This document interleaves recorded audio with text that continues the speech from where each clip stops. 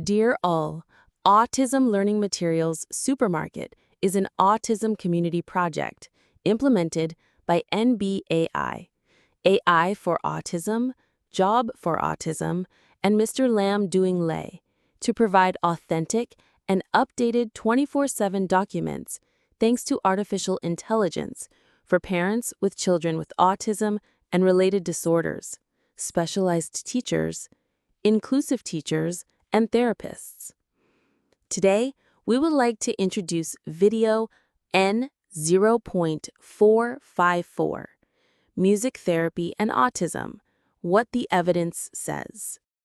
You hear this question a lot, right? From families, from clinicians, from autistic people themselves. It's this idea that music, this thing that feels so universal, might be an effective therapy. Well, today we're going to cut through all the noise and try to find a really clear answer.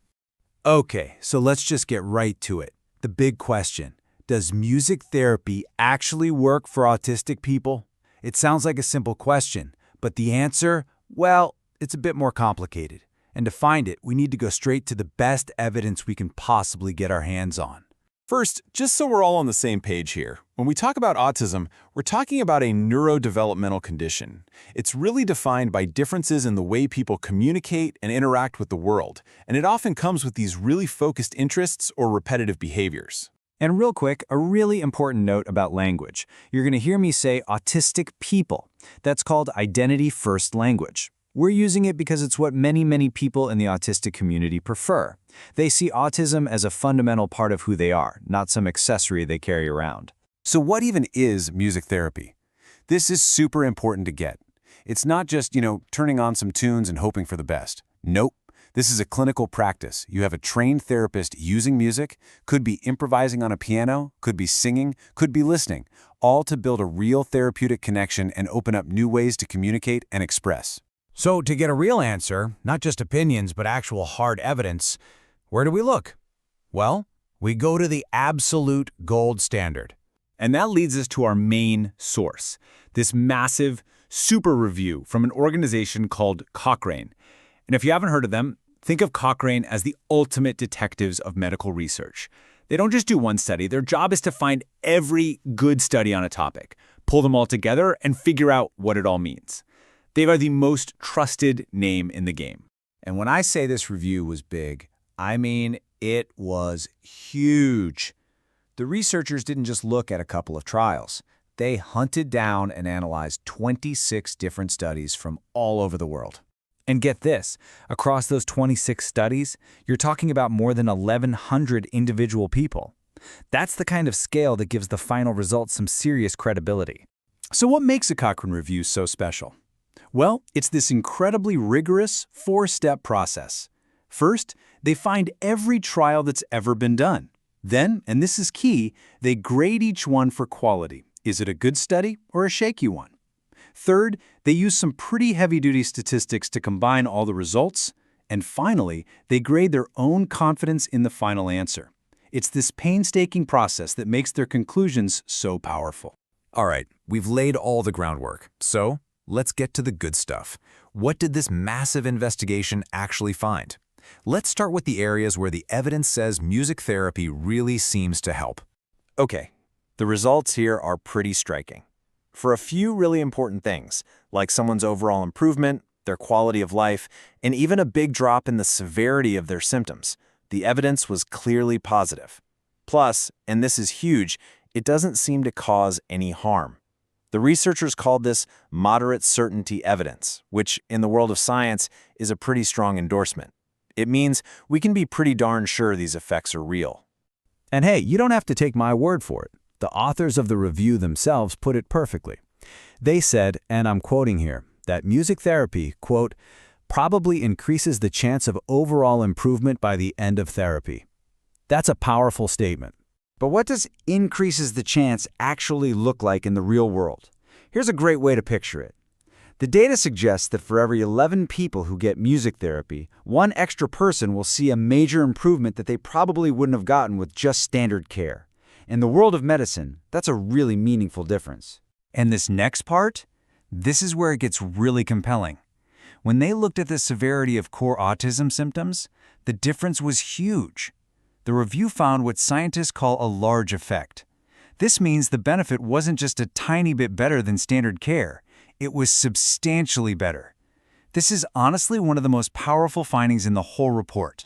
But, like any good science, the story isn't just black and white. It has nuance. The evidence wasn't super strong for every single thing they measured. So let's look at the areas where the picture is still a little fuzzy. So for example, what about something as core as social interaction skills?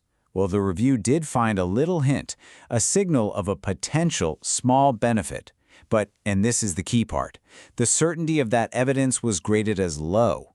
Now, this does not mean it doesn't work.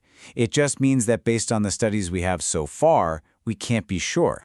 So why the fuzziness? Well, it turns out that doing this kind of research is really, really hard. The Cochrane team found that some of the original studies had issues with their design. And think about it, it's pretty much impossible to blind someone. The person doing the assessment usually knows who got music therapy and who didn't. You add in a few small studies and the results just end up being too imprecise to draw a firm conclusion. This quote from the authors really gets to the heart of what low certainty means. It doesn't mean it doesn't work. It means we don't know for sure yet. The true effect could be way bigger than what they found, it could be smaller, or there could be no effect at all. We just need more and better research to find out. Okay, let's step back and put all these pieces together. We've got the science, the stats, the uncertainties. So what's the bottom line? What does this all mean in practice for families and for autistic people? So here's the verdict, based on the absolute best evidence we have. Music therapy is likely helpful for things like overall improvement and quality of life. It can even lead to a significant reduction in symptom severity. Plus, it's safe. All of that makes it a totally viable, evidence-backed option to think about. But it's also so important to be clear. This isn't about a cure. It's about providing effective support and opening a powerful new channel for communication. A huge review like this doesn't just give us answers. It also gives us a map of what we don't know. It shines a big spotlight on where the research needs to go next. So let's talk about that next chapter. So, even after all this incredible digging, science always leaves us with new questions, doesn't it? This review gives us our clearest picture yet, but it also shows us exactly where the blank spots on the map are. What are the biggest questions still out there? The researchers pointed out a few crucial gaps. First, almost all the research is on kids. We know very, very little about how music therapy affects autistic adults. We also don't know if the benefits last long-term. And maybe the biggest one of all, future research needs to focus on the outcomes that autistic people themselves say matter most, not just the things that are easy for scientists to measure. And all of this kind of leaves us with one big, beautiful final question. There's this theory out there. The idea that our brains are hardwired for rhythm and melody, for connection through sound, even before we learn our first words. And if that's true, then maybe the real goal isn't just about figuring out if music therapy works, but about figuring out how we can unlock that incredible innate potential for connection in everyone.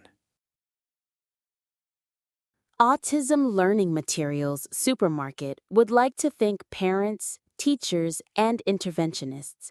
Please disseminate to relevant people in the autism community so that more and more people can access this authentic and scientific learning resource.